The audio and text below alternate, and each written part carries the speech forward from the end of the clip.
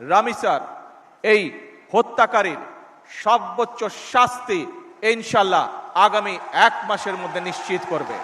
দীর্ঘদিনের ফ্যাসিবাদী শাসন শুধুমাত্র দেশের মানুষের অধিকার আর দেশের অর্থ সম্পত্তি লুট করেনি, বিচার বিভাগ সহ দেশের সমস্ত প্রতিষ্ঠানগুলোকে ধ্বংস করে দিয়েছে।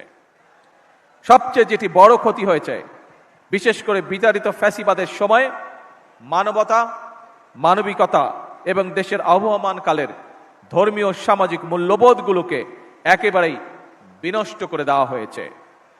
ঢাকার মিরপুরে একটি নিষ্পাপ মেয়ের নির্মম মৃত্যুর মাধ্যমে মানুষের মানবিক মূল্যবোধের চূড়ান্ত অবক্ষয়ের চূড়ান্ত প্রমাণ মিলেছে।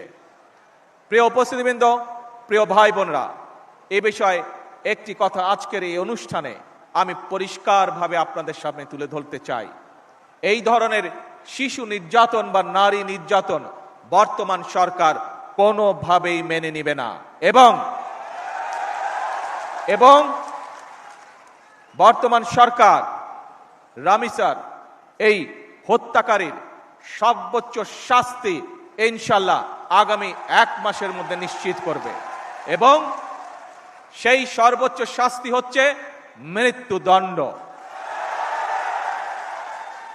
যাতে করে ভবিষ্যতে আর কোনো ব্যক্তি মানুষ এইভাবে শিশু বা নারী নির্যাতন করার সাহস না পায়।